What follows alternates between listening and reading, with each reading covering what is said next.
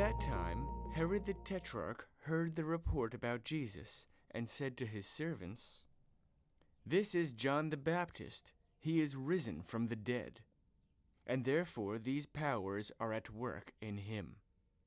For Herod had laid hold of John, and bound him, and put him in prison, for the sake of Herodias, his brother Philip's wife. Because John had said to him, "It is not lawful for you to have her." And although he wanted to put him to death, he feared the multitude, because they counted him as a prophet. But when Herod's birthday was celebrated, the daughter of Herodias danced before them, and pleased Herod. Therefore he promised with an oath to give her whatever she might ask. So she, having been prompted by her mother, said, "Give me John the Baptist's head here on a platter." And the king was sorry. Nevertheless, because of the oaths and because of those who sat with him, he commanded it to be given to her. So he sent and had John beheaded in prison. And his head was brought on a platter and given to the girl, and she brought it to her mother. Then his disciples came and took away the body and buried it, and went and told Jesus. When Jesus heard it, he departed from there by boat to a deserted place by himself. But when the multitudes heard it, they followed him on foot from the cities. And when Jesus went out, he saw a great multitude, and he was moved with compassion for them, and healed their sick. When it was evening, his disciples came to him, saying, "This is a deserted place, and the hour is already late. Send the multitudes away, that they may go into the villages and buy themselves food."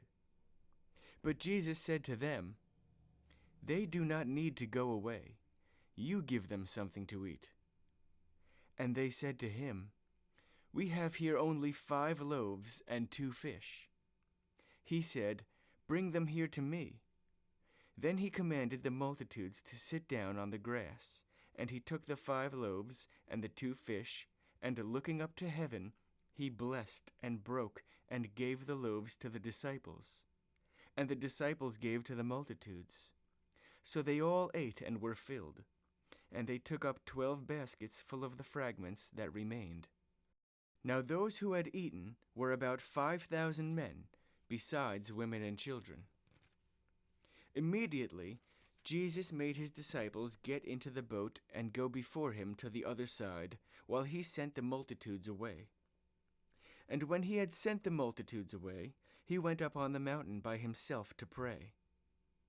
Now when evening came, he was alone there, but the boat was now in the middle of the sea, tossed by the waves, for the wind was contrary. Now in the 4th watch of the night, Jesus went to them walking on the sea. And when the disciples saw him walking on the sea, they were troubled, saying, "It is a ghost," and they cried out for fear. But immediately Jesus spoke to them, saying, "Be of good cheer. It is I. Do not be afraid."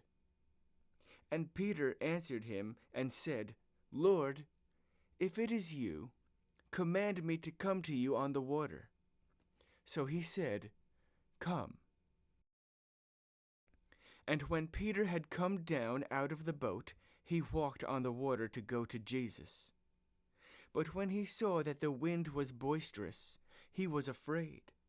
And beginning to sink, he cried out, saying, "Lord, save me." And immediately Jesus stretched out his hand and caught him, and said to him, "O you of little faith, why did you doubt?" And when they got into the boat, the wind ceased. Then those who were in the boat came and worshipped him, saying, "Truly, you are the Son of God." When they had crossed over, they came to the land of Gennesaret. And when the men of that place recognized him, they sent out into all that surrounding region, brought to him all who were sick, and begged him that they might only touch the hem of his garment. And as many as touched it were made perfectly well.